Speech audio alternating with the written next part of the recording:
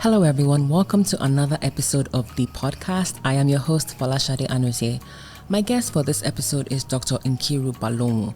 She is the founder and creative director at the Africa Soft Power Project, a project focused on harnessing the African continent's creative, cultural and knowledge industries to propel itself and people of African descent forward. Dr. Balonwu is also a strategic communications and stakeholder engagement specialist with over 20 years experience advising local and international organizations on emerging market strategies, social impact strategies, gender equality policies, and crisis management. She is the founding partner at RDF Strategies, an organizational strategy and stakeholder engagement firm headquartered in Lagos, Nigeria. Our conversation covered the origin of the Africa Soft Power Project, her time as the CEO of Spinlet Group, redefining the global perception of Africa, effective communication, and more. Hi Nkiru, welcome to the podcast. Hi Shade, thanks for having me. How are you doing? I'm pretty good, I'm tired. Yeah, it's a Sunday morning. It is a Sunday morning. You're super busy. Oh my God. You have a lot going on. More than a lot. I know, but I really want to say thank you for taking the time to speak with me, so thank you so much. Oh, you're very welcome. Thanks for having me. So, before we get into the Africa Soft Power Project, I want to talk about your professional career. So you have 20 years experience working, and you are well known as a strategic communications expert as well as a stakeholder engagement expert. But before you went into that aspect of your career, you were actually working in the African music industry. Yeah, you were. Well, I don't know about the 20 years experience. It makes me sound old, but no, no wahala. Okay, you have significant experience. Yeah, that's much better. You have significant experience working, and people know you as a stakeholder engagement expert and strategic communications expert. But you also have some aspect of your career when you were working in the music industry, and you were formerly the CEO of Spinlet Group from 2014 through 2016. Right? And Spinlet was the first music streaming service and digital distribution company in sub-Saharan Africa. So can you talk about what that time in your life was like? Actually, Spinlet was a really cool experience. I think Spinlet was the first of its kind on the continent in terms of streaming music, and it was exciting. But we were also the first movers, so there was obviously the first mover advantage thing that people talk about, but there's a lot of first mover disadvantage that people don't talk as much about. But I would say it's probably one of the most exciting things I've done in my life. So I look back and think, wow, we did a great job, and I wish we could do it again now. I think now would be great for Spinlet. I think, is it 10 years now? No, maybe 8 years ago. We were like just the new kids on the block and all of that. And we can talk about that later as we continue this conversation. Yeah, because you talked about the first mover's disadvantage. Can you talk about what you mean by that? I think when you're a first mover, you have to do everything. You have to teach the market. You have to, the market is inexperienced. It almost feels like everybody's after you. It's good and bad. So everybody's after you. They want to be friends with you. They want to do business with you. But also everybody is after you because they think you have a lot of, where we were, that people think you have money. And so everybody's after you for that as well. There's a lot of mistakes because you have not had the experience. The market is not experienced, so you make a lot of mistakes. There's a lot of learning curve. Just many things in terms of even regulatory, you don't understand. There are no real laws in this space. We don't know how the market should behave. Just many things. You can imagine just being the first there. You have to build all the roads. So it's like when you go into a village and you're building your house, and literally you have to put the power in. You have to build the roads. You have to put the water, all of that for the whole space or for the whole village, and it becomes really expensive. So I think that's what I mean by first movers disadvantage. Yeah, and you mentioned that you wish that maybe Spinlet was operating now. Why do you say so? Because now is the time, isn't it? Like, look at what's going on. Like, everything is so cool. Like imagine if Spinlet had stayed the course and we were now, we'd be like on fire. Like, we knew with the Burners and the WizKids and we knew all of these people. We used to, they used to be our partners with, the music agencies. We were partners across Africa. And so imagine now with this whole revolution around African content and Afrobeats revolution and all of that stuff. So imagine Spinlet now. I think about it sometimes. I'm like, oh wow. And why did you choose to leave? Because when you chose to leave, it was still going on. I thought, at some point you move on. You want to move on. It was draining mentally. We were working like 20-hour days. Sometimes you're like, we worked at night as well because we're a music company. So a lot of our meetings were done at night because that's when artists are around. So imagine, the person that imagine me having meetings. I have meetings at 2 a.m. and 3 a.m., but literally you have to be like live having meetings. You're like, there's music everywhere blaring, but that's the only time you can meet. You have to support artists. So you literally have to go for their shows. Shows don't start till 11 p.m., So in terms of that, it's sort of like I think, that would be exciting for like a much younger person. But right now I'm like, what? I can't even go to a club. Then I was clubbing every day, clubbing for work, but it was still, like clubbing. Yeah. All of that. It's interesting, but I don't think that's the life that I would want to be living now. Yeah. And what do you think about the perception of people when you're the first mover? Someone has to do it first for other people to fly and to run and all these different things. I think what I'm trying to get at is that sometimes people say that if you start first, you may not last. But my thing is that I feel like someone else has to pave the way for other people to, it's that whole mantra of like, we stand on the shoulders of giants. I think I remember winning. I think we won an award. We won a couple of things. We won a couple of awards. But I remember winning, it was my team and I winning the award for revolutionizing the way music was sort of like, so we were really everywhere. We were traveling the world. We were having meetings. We went to all the music shows. And I think one of the things that I realized about Spinlet was that the Spinlet story was an Africa story, and people enjoyed that success story. I'd sort of like, you'd go around, people would want to speak to you. We had I remember sort of some Japanese DJ in New York who was like, we had people sending messages from all sorts of countries wanting to come to Nigeria to hang. People particularly wanted to go to the shrine. For me, it was sort of like very clear that what companies can do when they have good reputations and when the world is seeing you. So we're covered by billboards, all of those kinds of things. So that sort of made it really powerful. And if we sort of, just thinking about it, if we had more Spinlets, if we had more companies doing, similarly interesting things, it would be really great for the continent. And I think it's important to note that before you became CEO, you were the general counsel. Yeah. And why'd you say it like that? It's interesting that I was actually a lawyer. I really can't imagine. Right now I can't even read a legal document and understand it. I'm like, what are these people talking about? NBC says, that's not true. I don't mind. But go on, please. No, I swear to God, it's interesting. I always thought I was going to be a lawyer. I thought I was going to be like the top lawyer. I was going to be all of these law things. I didn't even have any thought about anything else apart from law. So it's really odd that I've gone the opposite direction. So it's really interesting. I mean, you would agree that your law degree always serves you well. So nobody can bamboozle you because you know how to read a contract, you know how to make arguments for and against. So I feel like a law degrees can never go to waste, even though you're actually not practicing. And I think I'm saying that to console myself as well. But it's actually true. But yeah. I actually don't think any degree goes to waste. I think it's what you make of it. So I think for me, the law thing is I did spend a lot of time in education. I went all the way. I think I'm overeducated. I wish I'd spent more time out of school, and I spent a lot of time reading. I'm academic in my leanings, but I honestly think that a law degree. I think law degrees are great. Thinking as a lawyer is very good, or it's a great way of being. But I also think that a music degree could be equally beneficial if you have a broad perspective.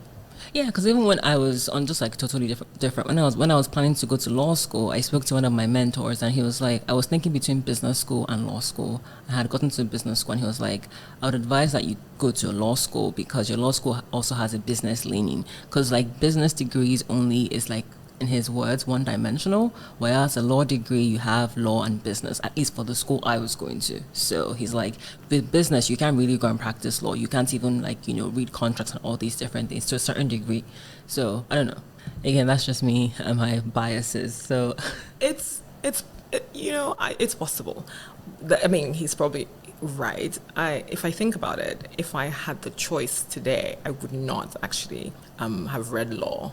I would have read political science. I'd have read economics. I think I wouldn't have read law because I feel like with law, and I'm not to dissuade anyone who's on the path. I think you have to have a passion for it, but also I do think that it takes a lot of time because you have to, you do a graduate degree and then you do your undergrad, then you have to do a graduate degree, whether you do law school or whatever it's called, and then for every country in the world you go to, you have to relearn because you can't just sort of like pick up and go. Whereas political science, economics are universal degrees, so or English language. I think any degree that teaches critical thinking for me would be the way to go. But law is, so not to piss on law, I do see what you mean. I'm happy that I did read law, and yes, reading contracts, but I also feel like business people read contracts really well. So. They definitely do. And you went further than I did. I got a JSD, yes. Yeah, so you definitely went. Yeah, well, yeah, in hindsight, I'm like, oh. But no, we're not pissing on law. I think course laws not. are great. For anybody who's, if anybody's listening to this and interested in law, yeah, you must continue. I would actually say do business law, or music and entertainment law. So yeah, but that's cool. So after leading Spinlet, you now established RDF Strategies, which is an organizational strategy and stakeholder engagement consultancy firm. What was the process like starting your own business, particularly for a country like Nigeria that has, all this coin? So can you talk about that a little bit? So I was always a lawyer. Like I always thought I was going to be a lawyer. Both my parents were lawyers, and so I was general counsel, and I became CEO. And so my brain switched, and I sort of like became more. I switched more to management. So at some point we didn't have as much money as we used to have a lot of money, and then we didn't have as much money, and so there's obviously also investors fatigue, all of those kinds of things. And one of the things that we did really well in the time that I was CEO was that we had an approach that we called Snoop Doggy marketing, which is what we used to do. So if you think about Snoop Dogg and why it feels like he's been around forever. Forever, right? I don't even know how old he is, but since I've been, since I've had memories, I remember Snoop Dogg. And Snoop Dogg is still the hottest thing, right? And I think that what that did, or for us, we actually used to have strategy meetings, and we'll just plaster Snoop Dogg and discuss it in detail. I remember, in fact, I'll go back a little bit. So at Spinlet, one of the things that we used to do is we had to read. Because for me, we can't work together if there's two things, and if you know me, you know this. I can testify to that. Over testify, actually. There's two things. If I tell you which pill are you taking, the blue pill or the red pill, you don't know the answer, there's a problem. So you can't not have watched Matrix if we're going to work together. That's just not possible. That's one. Two, you can't not know about Alice in Wonderland and going, you just can't, because I'm like, how can you go down if you don't know, the whole point of imagination? And then obviously, pop culture was really important to us. So Snoop Dogg, we used to have analysis about it, and it would be that literally what made Snoop Dogg, or what makes Snoop Dogg, for me, one of the most interesting musicians is that he partnered with everybody. He's literally partnered with, anybody and everybody. He's partnered with, if it's Latin music, if it's he's partnered with everybody. And I think that's also interesting, especially when you then look at this culture here where people are asking who's there first before they do anything. It's just sort of interesting in terms of people don't understand, or we don't understand as a society, that to be relevant, you have to be collaborative to actually remain relevant. If you're going to be, if you're like a 60-year-old, you need to know young people to actually understand how they think. And so that's, the whole idea of, the Snoop Dogg marketing. And that's what we were doing. So to go back to your question, I sort of went off a little bit. That's fine. So the whole idea was that, so what do you do when you don't have a huge bucket for advertising? because advertising is really expensive, billboards are really expensive, and so we see all these crazy billboards and we're like, loads of money and tens and thousands of dollars. So what we decided to do was actually apply the Snoop Dogg approach. So like find people, interesting people to do things with, find collaborators, and we did that around the world actually. So we found that communication, and I thought personally that the most important tool or asset that a company had to have was actually communication, effective communication, and not advertising, but literally knowing how to engage your stakeholders. So at Spinlet, it was like obviously the record labels, the artists themselves, then different vendors. Then we had at the time we had a lot of telcos. So telcos, literally an array of different obviously radio stations, managers, and everybody had their own different point of view, and you sort of had to, and obviously you're buying public, so consumers, educating consumers on music purchase, particularly with loads of piracy. You sort of had to do a lot around that. So we were doing piracy classes, we're doing campaigns around piracy, we're doing campaigns around how supporting artists was sort of like directly relevant to the ecosystem in terms of building it. We're trying to change people's mind from moving from a piracy, free music and downloading from anywhere to like, oh, you have to pay, because if you don't pay, artists would not survive. They need the money, and this is their work. And that's like, people are, when people are getting free music from all the, pirate platforms, they don't think that this is a criminal activity, because it's sort of like it's music, where you haven't thought that someone curated this and this is how someone this is their livelihood, and they can't feed their kids or their family if you don't pay for the stuff. So that was all the stuff we were doing. And so really, apart from teaching the market, we also had to, that's also how we're able to sort of like engage with our stakeholders. And so that was for me the key things. I then decided I was going to morph into strategic communication, because that was what we were really good at Spinlet.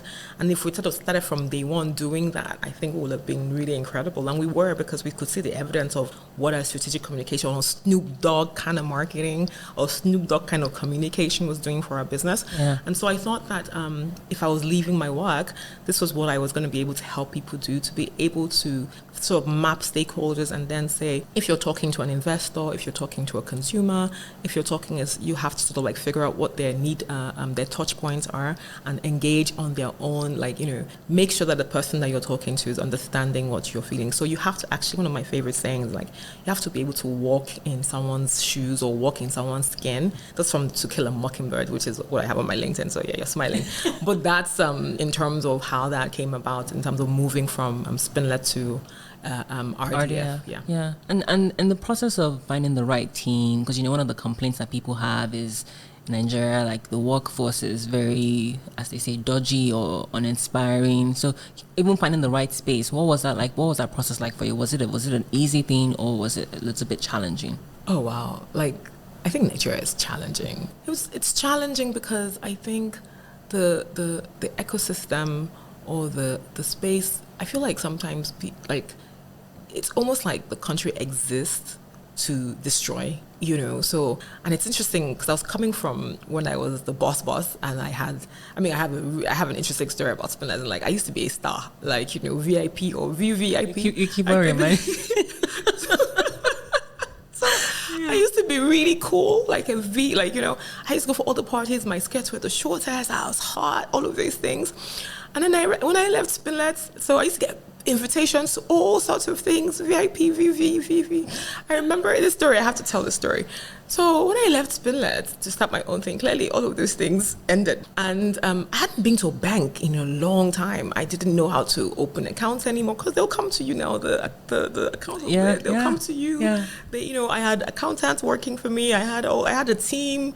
I had, chief legal officer, CEO, all sorts of things. I had people working for us in Finland. We had people working in the States, in San Francisco. We had, a cool team. We had a proper major, actually, because our technology was really good. But a major tech team. So it was all of that. So that's what I was coming from. So when I started my humility. Chineke, the humility is too much, because first of all, you're going to go and queue.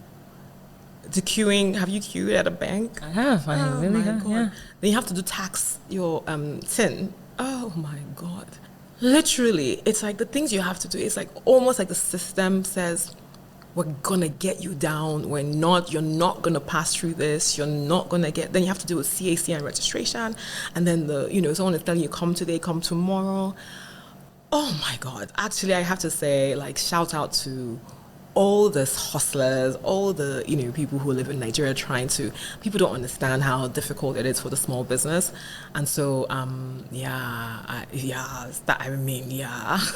can I just say something like kind of off tangent? Is that I do think that's why when people are saying they want to be leaders, it is important that they have gone through these struggles, because a lot of times in Nigeria we have people who don't even know what it is to queue at a bank or to queue to buy fuel. So how can they understand what the average Nigerian is going through? That this is just my own personal belief, that I feel like whoever is going to represent you, not that they have to suffer like you have suffered. Yeah, of course they have to.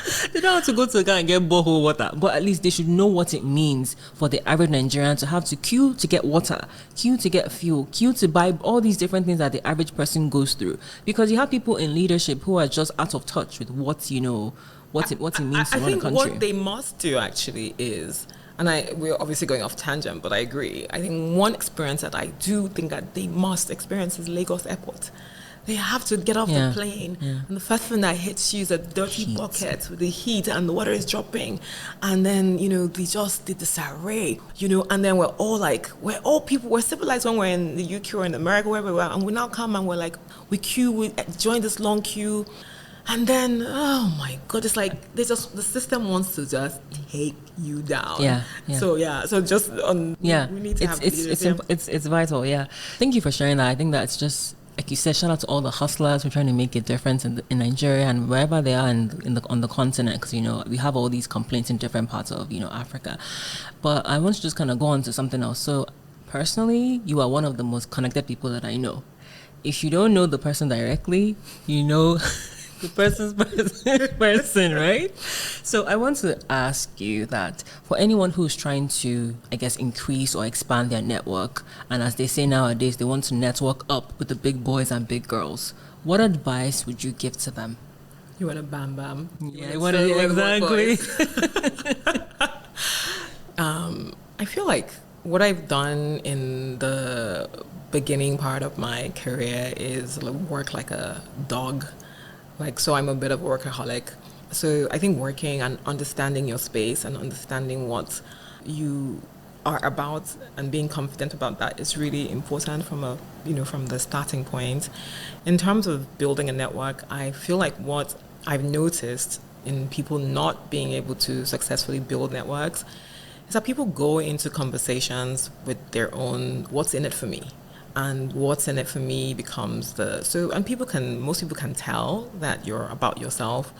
And I feel like that's one of the key things that we have on the continent. It's not just a Nigeria thing. I've seen it in many places. I've just come from one of the countries somewhere anyway, and you can see people sizing you up and thinking, you can see the eye when they're looking at it and they're thinking is what's in it for me. And so for me, I think what I do well, and I say this with all humility, is I go into conversations thinking, how can you win? How can you win so that I win? And I find that to be effective in terms of building networks. I remember somebody asking me if I could mentor them, and I didn't know the person. And I was like, on top of what am I mentoring? You don't know me, I don't know you. You don't even know what I'm about. So why is it that we just met and it's about what I can do for you? You obviously have to sort of spend time sort of building out what it is you can do for me. We need to build a relationship, and that's what I try to do. And it's also just not thinking about it so deeply. It's just literally just thinking when you're thinking about doing things, and like what can the other person achieve? Like, what do you bring to the table? What value do you have? And also just being able to have broad perspective. So I think it's just as simple as that, as in like understanding how people think, understanding people, even when people are behaving badly, understanding it, sort of walking in their shoes to understand why they are behaving badly. And and then that sort of like helps you to map out how you should sort of navigate any situation or whatever access you have. Being patient as well is, like I've been, so even though, yes, I think everybody's connected, because I'm collaborative in my approach, so I'm transparent, I'm collaborative, so I'll ask people, like, oh, do you know this person? This is what I want, what can I, what is it that they want? What are they trying to, so I'll go into a conversation with, what can I do, or what could I do to help that person? And then it makes it easier. But also there's a natural, I think also sometimes it comes, naturally, sort of like understanding how people think. That's probably I don't know if I've been clear. No, it totally. And to be fair to you, like, that's something that you've always said, even when I was working with you, that you've always said that you need to walk in people's shoes. Excuse me, because there are certain situations that maybe you see myself or maybe Michael thinking about, what about us? And you're like, okay, really? What about the person that you're trying to connect to? So I definitely agree with you that, it's important that we actually walk in people's shoes, as opposed to saying, like, what is in it for me, even though that's a human nature or, something natural that we want to do. But just to kind of stay on this topic a little bit. Okay, so you've built a network. I feel like building it can be somewhat easier, but how do you sustain that relationship? Because those are two different things. I mean, I think you're right. Sustaining it that's where the being genuine and being about what the person wants, and what the person or the people that you're trying to connect with, or the organization, what's in it for them. I feel like you don't really need to try too hard to sustain anything. I think about the way I look at these things is like, think about your some of your really close friends that you don't speak to generally all the time. So you probably have 2 or 3 friends that you speak to all the time, and then you have friends that are like, for me, I speak for myself. I have friends who are like my sisters or my brothers that were really cool, but maybe we speak once a year. But you just know, because of how the person makes you feel, or how you've made that person feel, that when you do speak that once a year, that you're connected. So that's generally how I approach my relationships, whether it is a company, whether it is, not to say I haven't pissed people off, I have, but whether it's that sort of relationship, like when you build. So I think I always remember telling you guys, where if you're writing an email, even though you're annoyed, only the person who you're annoyed with should know that your email is like bloody. Anybody who's, I guess that's why being a lawyer is also cool. Anybody else reading the email will be like, oh, what wonderful email, So that, never write anything in an email that you can't say to somebody's face, all of those things. But even when you're pissed off with a client or whatever it is, just make sure whatever you write doesn't see, but sometimes you do want the person to know that you're, pissed off. But again, make sure that you are like, it's only that person that knows. And it's a trick. It's a writing trick. Yeah. You know what I mean, right? Yeah, So, yeah. so. No, I mean, I think just learning from you, there are times that I will write emails and, it's very true, like, because you like you said, someone else would see it and be like, oh, this is a lovely email, but and the person knows that, they messed up. So yeah, I totally agree with you. Now, over the past couple of years, there's been a lot of talk about growing the continent's soft power. Now, first of all, for people who are listening, or someone who is listening that doesn't know what exactly soft power is, can you explain what that is, please, just briefly?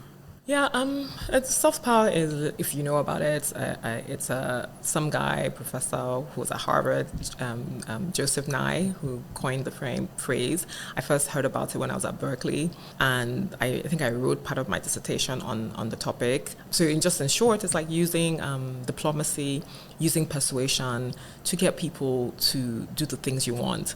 I think that's, for me, the easiest way that I can, without getting technical. Yeah. Now, why does the continent's soft power need to be grown or enhanced? I think that, so from my point of view, I since you know me, I've told this story many times, that growing up, we grew up watching MTV Base, and literally all I knew was American stuff. I even said, I've said it before, that I had a bit of an American twang, and all Nigerians have one twang or the other. So you have this twang, you're like cool, and it's all the things that we saw on TV. All the movies I watched were American, so I actually just thought that America was the best country in the world, and it probably still is. And I think what makes America powerful is, for me, the diversity of people. I saw black people on TV, I saw white people on TV, I saw people of color on TV, Asians on TV, and with all of the stuff that's going that we now know about, because of exposure and news, all of that stuff, it still remains the place where you see diversity actually working. You see all sorts of people being in a room. I remember some of my really close friends in secondary school, and there was one particular one who used to fail. Like, she literally was like bottom of the class. Maybe, if there was 30 of us, she was always 27 or 28. And she moved to the States. And this girl is a genius now. And there's so many men. I have a lot of examples like that. So what America does for you is it just teaches you how to think. Whereas here, you're not allowed to think. You're like, it's something like, do what we say. Do what I say, don't do what I do, but just do what I say. And so that's for me, that's the American soft power. Like, the movies, American soldier would come and rescue everybody. They will go to destroy all the bad people, all of that. And so I thought everything was about, and then I landed when I went to California, and I'd never been to the West Coast. I'd always only gone to the East Coast. So when I landed, I know how California, land of, so beautiful. So beautiful, land of opportunities, where dreams are. What's that Pretty Woman thing? Remember that guy in Pretty Woman? Oh, Richard Gere? No, not Richard Gere, but the guy. Remember the black guy? Oh, yeah. So what's your dream? What's your dream? Yes. So I had many ideas of California, the funkiest place, California, no doubt about it. That's all the stuff I knew. I just thought, whoa. And then I landed, whoa. Reality hits. I was like, what? What the? This is California? I was like, whoa. Honestly, I swear to God, because I went straight to Berkeley, and I went to the funny side of campus. Man, I could smell weed everywhere. I was like, what? I'm traumatized because I was an Ajibota kid now. So I was like, whoa, this is gangster's paradise. Yeah. And Berkeley is like super liberal, so yeah. I've never seen anything like it. So I'm like, whoa, it's so different from what I'd been seeing on TV. And I'm like, that's when I realized that. And then obviously living in America, I lived in America for many years. And I'm like, there's loads of things. People are killing each other every day. There are loads of horrible things going on here. It's crazy. But there's loads of amazing things going on here. You're inspired. You meet people who are inspiring. And the great thing about going to Berkeley was that, we were taught by professors. Our professors were like people who were practicing. So you had Supreme Court judges. Like, Sotomayor came to, what's that woman that's now, like the woman that is Myanmar? That's now the Myanmar lady that's now on the house arrest. Yeah. She came to teach us many things. So you're actually, and that's soft power. Like, that is what it is. And you think that Africa has the same thing. We have the same exact thing. We have great things happening here, and we have horrible things happening here. But with so many, Shade, me and you are still here. With all the dissing with just this Niger, we're still here because we know the hustle. This is our town. This is where I can call somebody and say, hey, what's up? And you're calling the top dogs, And so how are we sort of like, transporting and, bringing that to the forefront. And so when you hear the bad stuff, you know that it's there's bad stuff, but there's wonderful stuff, just balancing news. And that's the whole essence of, the soft power movement that we're trying to build. So let's talk about the Africa Soft Power Project. What is it? So if I think about it, the thinking or the ideating around it started a long time. I think just Spinlet, really, I go back to that a lot because that's when I started realizing that this thing is actually real. I think one experience that we went to Cannes for the Cannes. We used to go to Cannes every year, and we went to some, like off the track place, and on the what's that thing that spins music that you put money in? Jukebox. And Ojueleba came up. And was it some current Nigerian music all the way in Cannes, and you're like, wow. So if you think about music, it transcends everything. It's sort of like, so that that experience, but also the stuff at Berkeley and thinking around, writing around. I think my stuff was on Nollywood and the perception of women in Nollywood. I think that's what I wrote about, and I talked about how culture does culture emulate life, or does life emulate? Sorry, I don't remember, but I think it had to. I think I read a paper. It had to do like cultural depictions of women or something. Women, yes, in Nigerian movies. And how do we? I don't remember what I was talking about then, but it's just I felt like what we saw on TV was actually what's going on in real life. The way we showed women, and so that was for me, that was the beginning of the soft power thing, as in like the fact that the things you see on screen can really actually impact your whole life, and that becomes, you don't even know where it comes from. But also, it's life imitating art. Yes, it's life imitating art, or is art imitating life? And so that was the beginning, but obviously not crystal at the time. And then moving on into RDF, just having conversations, again, sort of crystallizing. And so our focus when we started RDF initiative was on creative industries because that was my experience and my background, but also just on organizations across, but focusing on creative industries and women. And so I thought, okay, this is interesting. A lot about giving advice on intellectual property, all of that, and then moving into it and like, well, this is what we should be talking about, and in terms of how Africa is sort of like showing itself to the world and how we are seeing ourselves. Then COVID happened, and we were all stuck at home, and you could see what in terms of Netflix and Amazon, but particularly Netflix, and literally you spend your 24 hours watching Netflix, and you're like looking at the things on TV, and you're thinking the most important companies in the world are content companies. Like, whether it's Facebook, whether it's Netflix, whether it's ByteDance, whether it's just think about TikTok. Google, TikTok, all of that. Even, then think about the finance, the payments company. We're talking about cryptocurrency and all of the conversations around that. And why is money, why is cryptocurrency, why is payments relevant? To have actually successful content, and, you have to actually have successful payment platforms. And then something that was key, and then George Floyd, the Black Lives Matter conversation, and then we had NSAS happen as well. And so there's so much going on, and we're like, but this is, even the NSAS, what happened, how Nigerians were able to mobilize the world to see us. And then you just then realize that because of culture, because of, Wizkid, because of Thames, because of Tiwa, because of Mr. Easy, because of, the artists that we knew across Africa, people doing amazing things. What's that song, Jerusalem? Yeah. And it's literally people are doing like dance videos. It's a global trend. People doing dance videos on our culture. And then, Beyonce and Black is King and all of that. And you're like thinking about this is the moment. This is the moment where we can bond. This is the moment where we should begin to see each other. So COVID was, a lot of good things came out of COVID because we were able to stop and smell the roses, just breathe, And that's when we started. We're like, there was an opportunity. I thought this is an opportunity for us to actually begin to, we could reach people. You talk about network. Because of COVID, we could reach people anywhere. Like, you could just message somebody that you've never spoken to. Like, we love what you're doing, want to profile you, want to talk to you about, And then what we were doing that was really interesting was curating conversations that, there's nothing original about conversations, but creating conversations that are, bring people that are not at all related or relevant together, but you don't see together, and you're thinking you're having a conversation that's, you're like, oh, wow.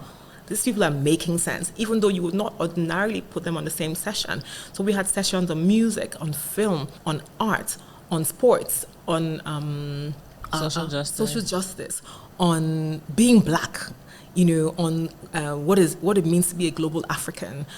We had sessions on, financing creativity. We had sessions on literally, and we were able to bring like major thought leaders. And some of them were like, what am I actually doing on this? What am I actually doing here? People that were like who would not consider themselves creatives were actually having serious conversations. And that's what COVID was able to, that's one of the opportunities that came out of COVID. And so that's how we started. Our thing is to say that we're more than, what's been shown of us, but also that for African businesses to understand the power that, I think I just recently wrote that Burna Boy selling out at Madison Square Garden.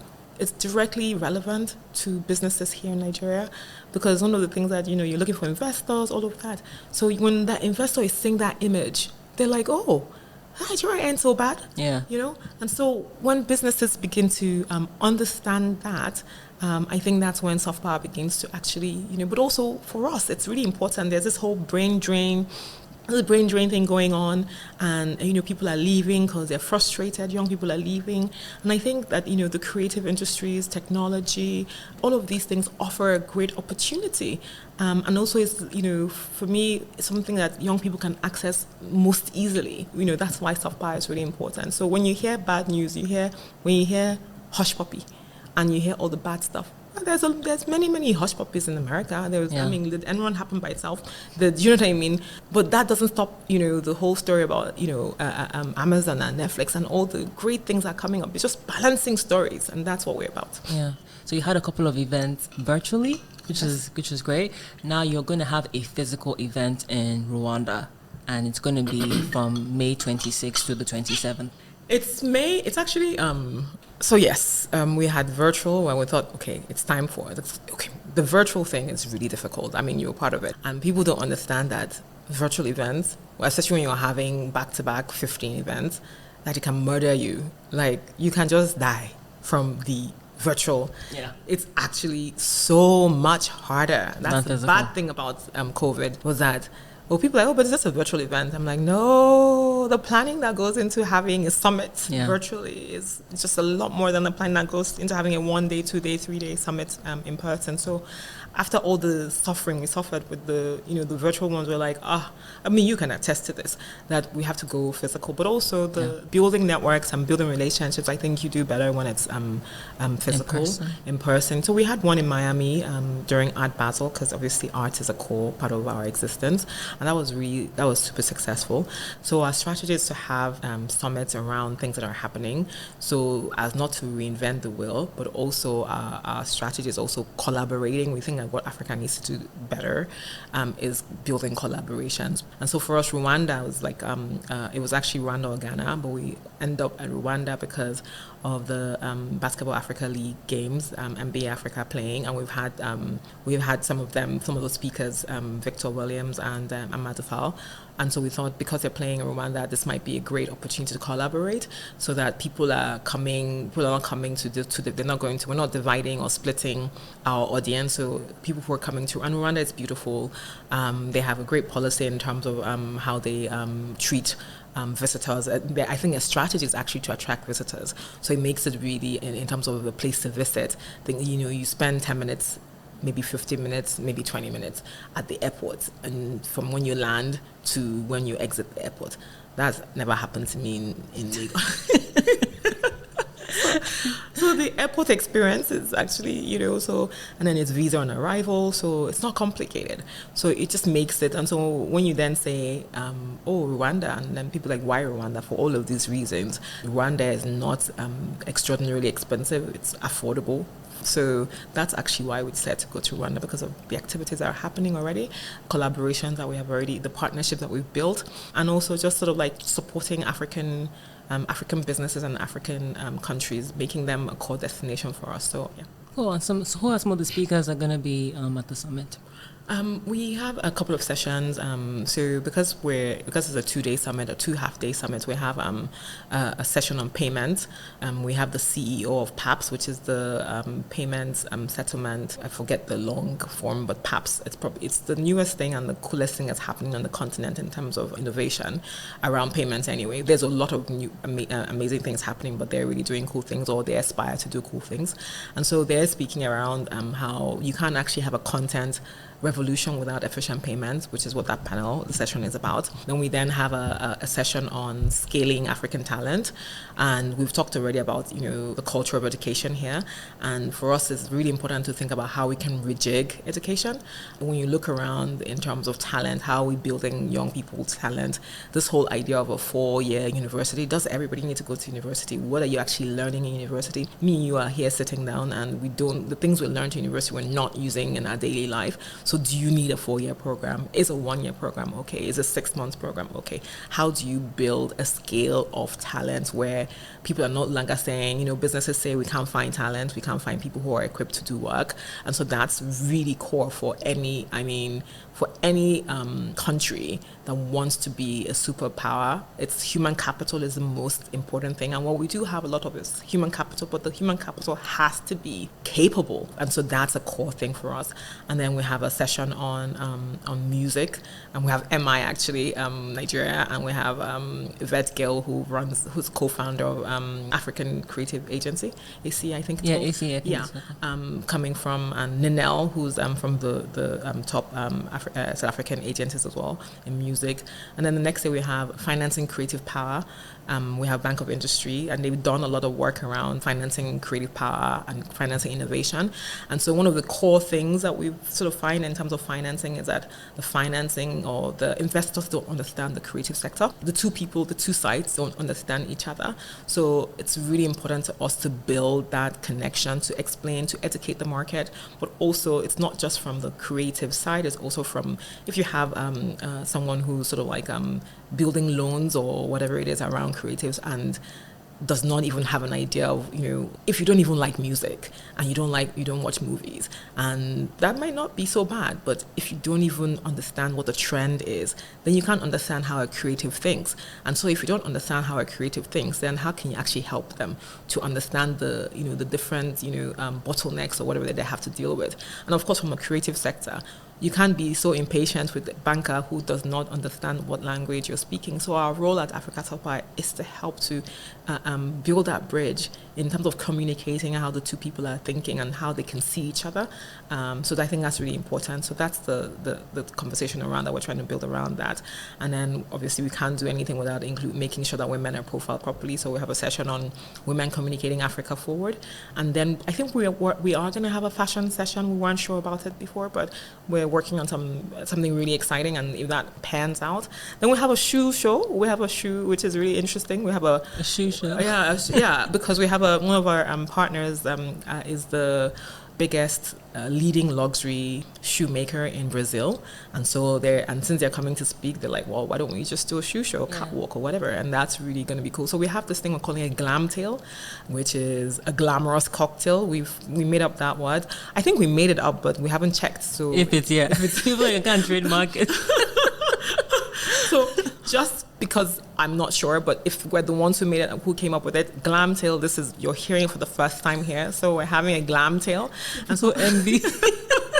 I'm the first. But yes, sorry, go on. So glam tail, you heard it here the first time. Now, if you Google and it already exists, well, that means there's nothing. We also say there's nothing like an original idea. So glam tail, we want to have African designers, because there's a difference. So the glam tail, we want people to wear their African designers to come. We don't mean for you to wear Ankara. If your Ankara is cool, that's fine. But none of that scarf, whatever it is, I'm going to church. Look, no. Your glam, like, what is it if you're, on the runway? What African designer makes you feel like you're the hippest thing since sliced bread? That's what we're trying to do. So wear your African designers to this glam tail. We sort of like my trip. I'm curating because it's obviously very important to, I'm not very serious about these things, but I'm taking it seriously. I only want to wear African designers on this trip. So I feel like we have to stand for something. So that glam tail thing. So we have a welcome cocktail, a welcome party for Africa Day, which is on the 25th. So on the 26th, we have this sessions during the day. They're half-day sessions, and then we have this glam tail on Thursday. Then on Friday, we have the session again, and then we're doing a trip to a distillery in Kigali. It's really cool, and we'll have dinner there. I've heard that they have the best view in Kigali, so that would be wonderful. And then on Saturday is the basketball finals, so we'll obviously go to the game.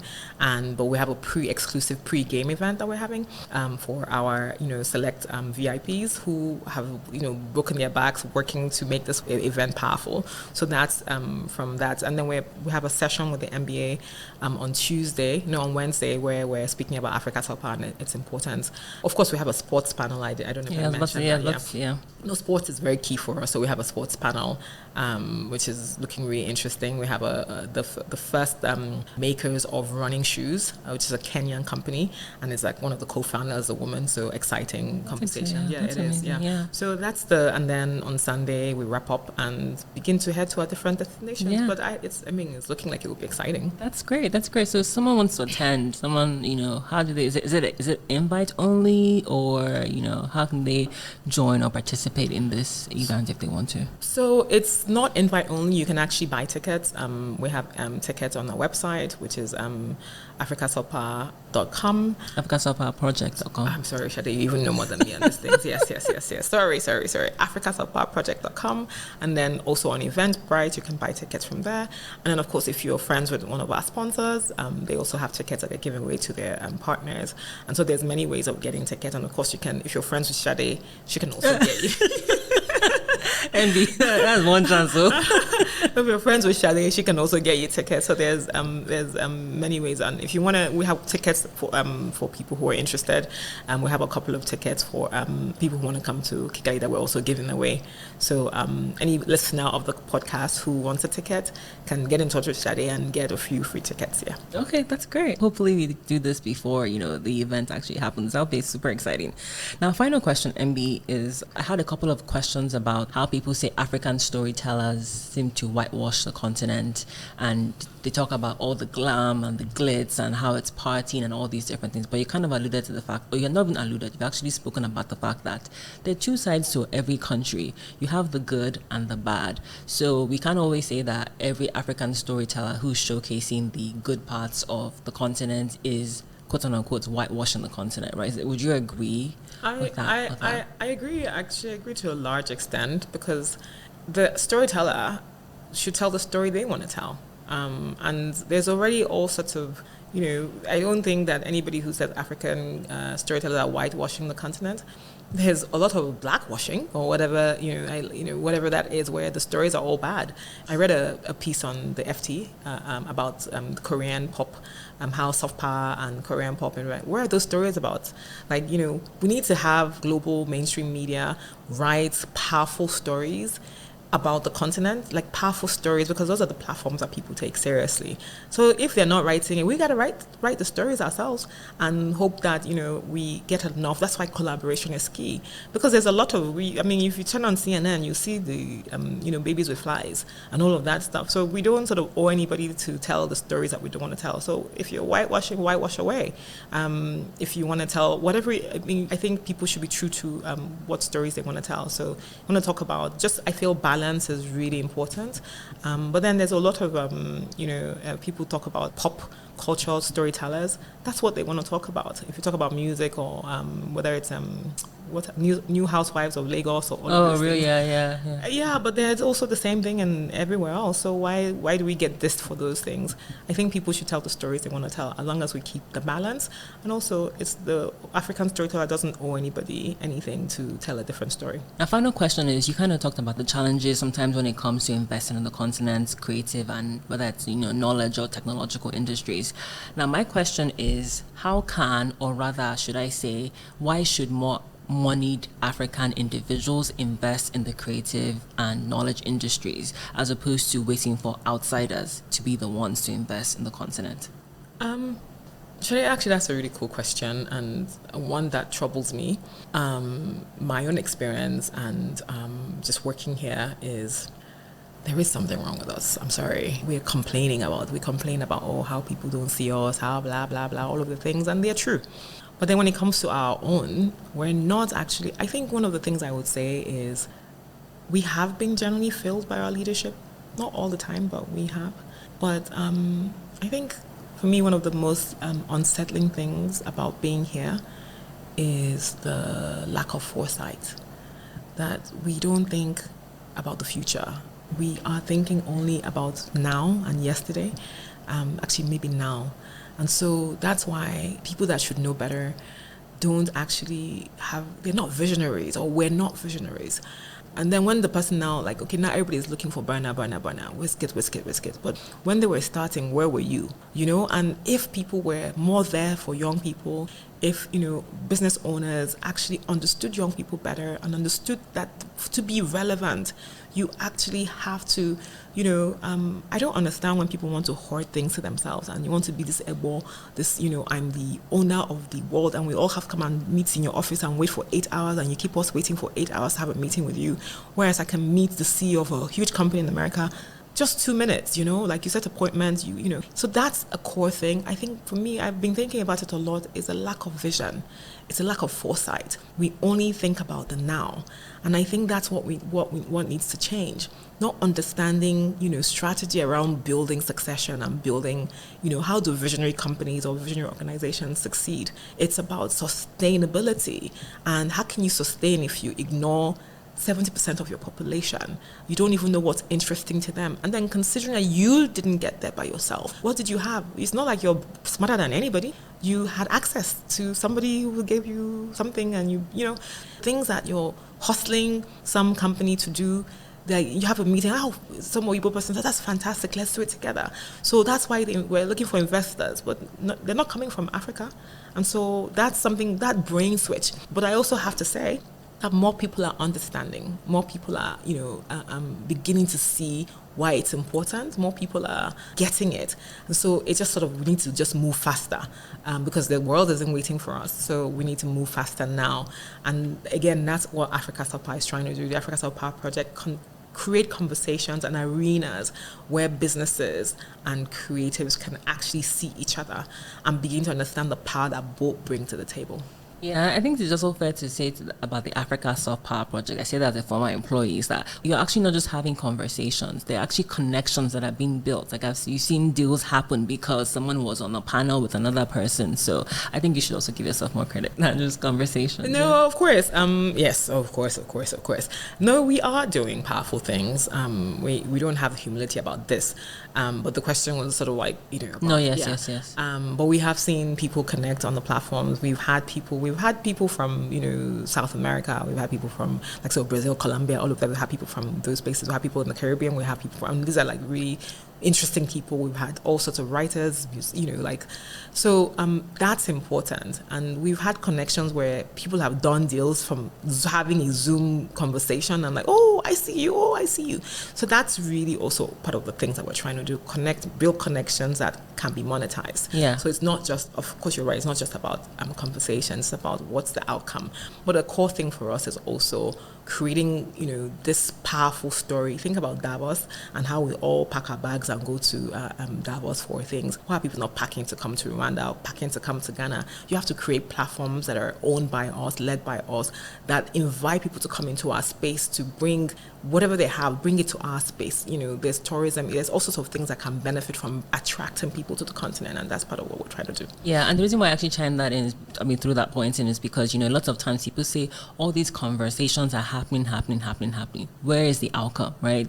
So I just wanted to make sure that, we understand that it's one thing for us to have conversations, another thing for tangible outcomes to actually happen from those conversations, Yeah, 100%. Yeah. 100%. Yeah, so we're going to move on to the fun random questions. Oh. Are you ready? Well, let's see let's see. So the first question is, what was the last book that you read? That's interesting because you're in my house and there's loads of books everywhere. But what was the last book I read? I think I read Gender by Design, I think. And that was for work. I was sort of doing work around designing something around gender equity certification, and I read the book. Okay, cool. Second question is, favorite song right now? It has to be Kweku the Traveler. All these fans, that's awesome. Yeah, it has to be that. I was in Ghana. I was in Ghana a few weeks ago or last month, and I was so tired one day, and then one of my partners that I'm on the board of a Ghanaian organization, and so he was having something at his house, and he says, the guy was going to be there. The tiredness left my bones. You jumped. I was like, what? I felt like a video vixen or whatever, because like, I'm coming now. And I was so tired, but I still went. He didn't turn up on time, and I was so tired. I went without seeing him. But can you imagine that I ran to go and meet the guy? So that's my favorite song right now. Okay. Third question is, name 4 women that you would love to meet but are yet to.